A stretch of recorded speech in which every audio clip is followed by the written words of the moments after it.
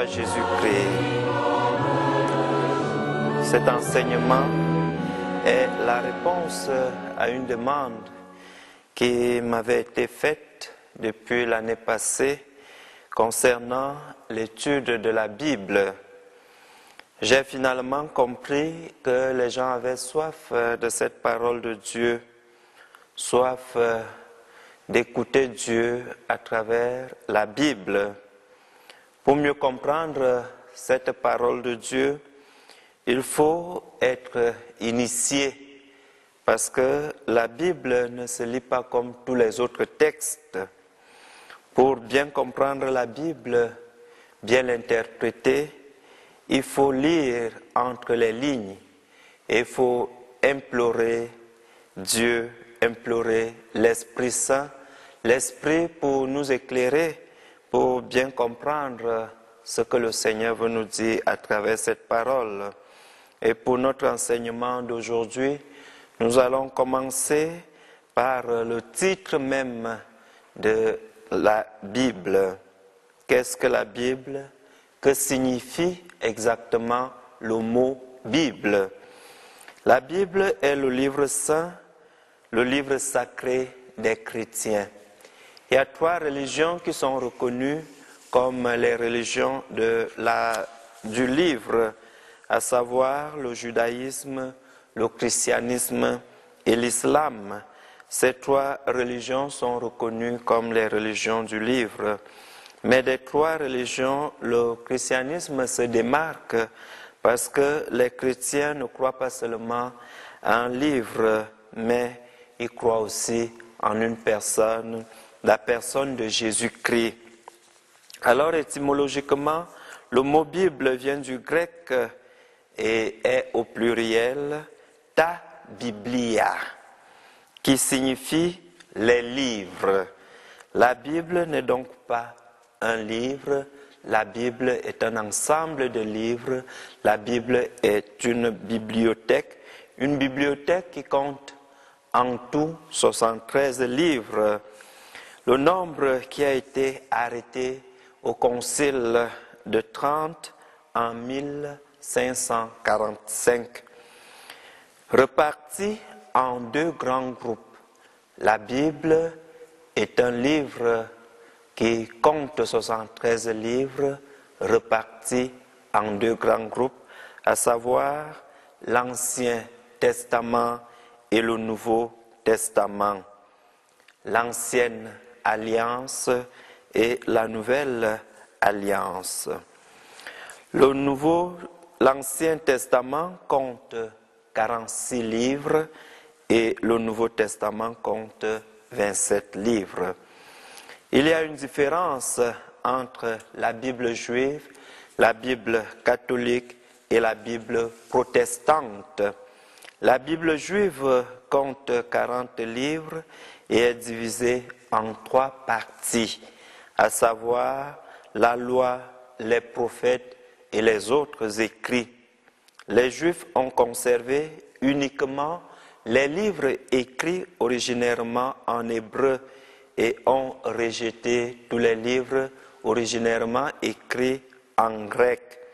La Bible protestante est divisée aussi en 2 parties, mais compte 66 livres seulement. Les Juifs et les protestants n'ont pas reconnu comme inspirés les livres écrits en grec que les chrétiens ont récupérés et appelés les deutérocanoniques, parce qu'ils ont été insérés en 2e position dans le canon des Écritures.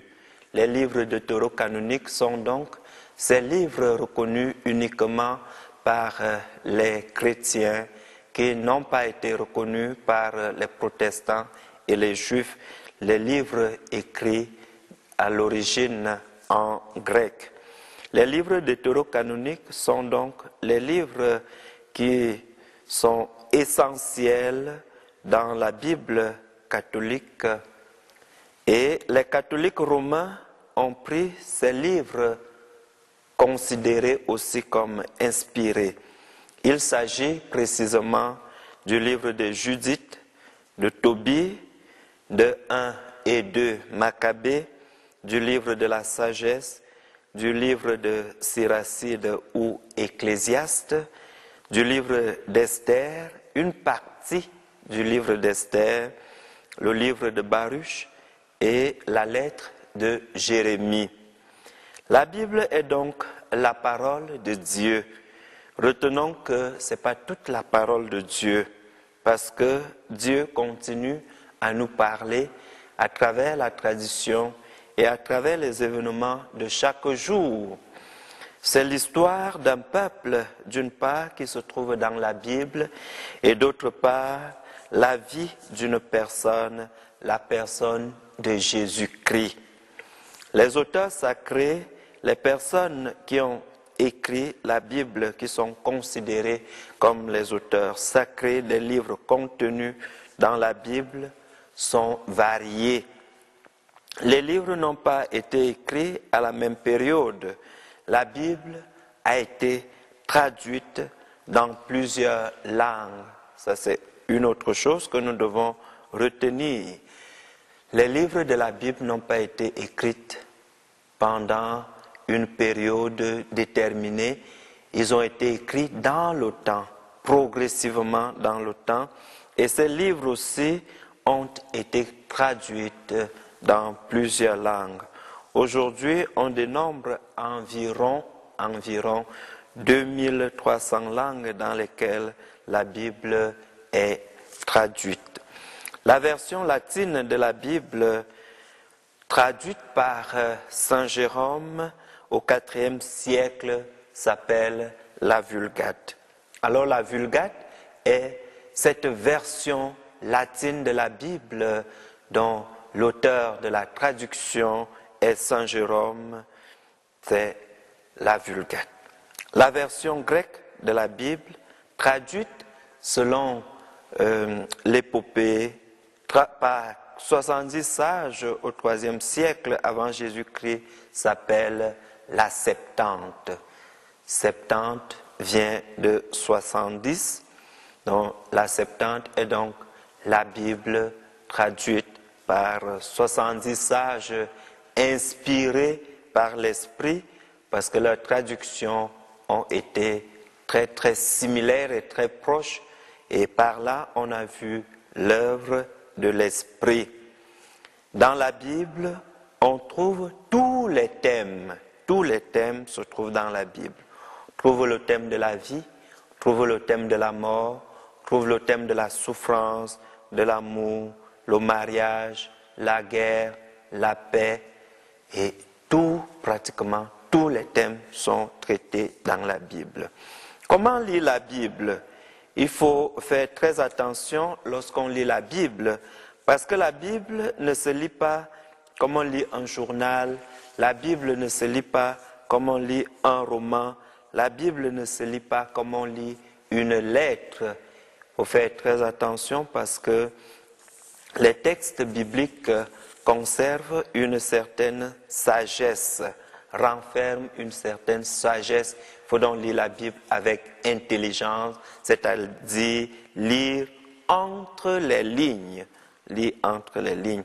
Il faut tenir compte du contexte, il faut tenir compte des genres littéraires, il faut tenir compte des destinataires, il faut tenir compte de l'époque de la rédaction, il faut tenir compte de la situation politique, sociale, il faut tenir compte même du ton, le ton du texte, il faut tenir compte du message.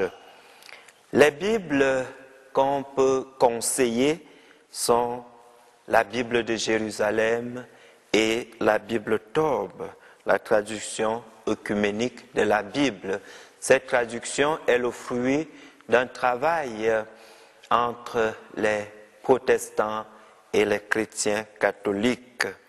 Cette traduction Tobe est donc recommandée, ainsi que la Bible de Jérusalem. Il y a d'autres Bibles aussi, comme la Bible expliquée, qui peut nous aider à mieux comprendre ce que la parole de Dieu nous dit. Alors il faut faire très attention parce qu'il y a beaucoup de Bibles qui circulent et qui ne sont pas de vraies Bibles.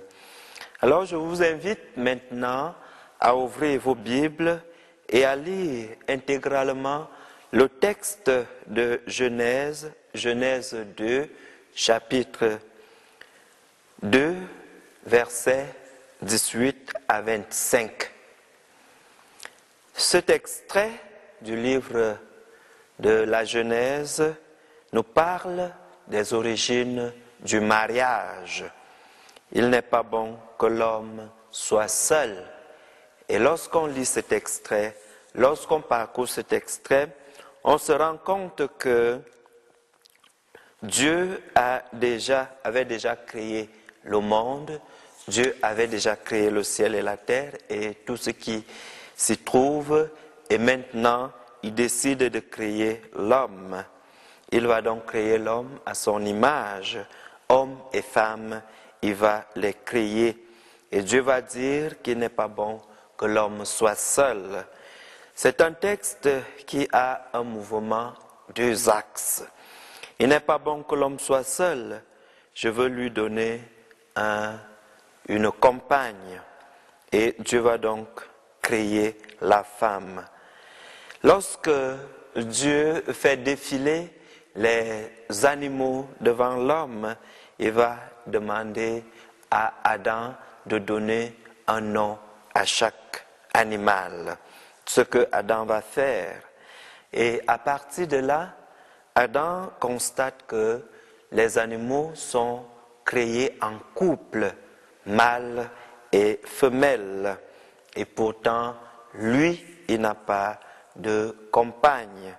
Et c'est comme ça que Dieu va donc faire en sorte que Adam tombe profondément dans un sommeil. Et il va faire ce qu'on peut appeler une chirurgie sans anesthésie, mais l'homme sera endormi. Cet homme va donc sortir des mains du Créateur. Adam est sorti des mains du Créateur. La femme que Dieu va créer va donc sortir des côtes de l'homme qui va reconnaître que la femme est une partie de lui. La femme est une partie de ses côtes. Et après avoir constaté que l'homme est donc seul, Dieu va entreprendre de lui faire une aide. Dieu fait, si la femme est tirée donc de l'homme, ça veut dire que Dieu veut nous faire prendre conscience que la dignité de la femme n'est pas à négliger. Et la femme et l'homme sont unis pour vivre heureux et pour porter du fruit dans l'amour qui les unit. Et face à la femme maintenant, l'homme ne va plus prononcer une parole de connaissance comme il a fait avec les animaux, mais une parole de reconnaissance. L'homme va dire, l'os de mes os, la chair de ma chair, on l'appellera femme, c'est-à-dire l'homme au féminin. Parce qu'en hébreu, l'homme se désigne par le mot ish, et la femme est désignée par le mot isha, c'est-à-dire l'homme au féminin. Adam se voit au féminin et ne peut donner un autre nom que son propre nom. C'est pour cela qu'il va s'exclamer, il va dire, si moi je suis Ish, toi tu seras Isha. Alors, bien-aimés de Dieu, frères et sœurs dans le Christ, nous devons retenir que la Bible est un livre sacré des chrétiens qui nous donne la parole de Dieu chaque jour. Et sachons prendre le temps pour nourrir notre esprit de cette parole. Loué soit Jésus-Christ.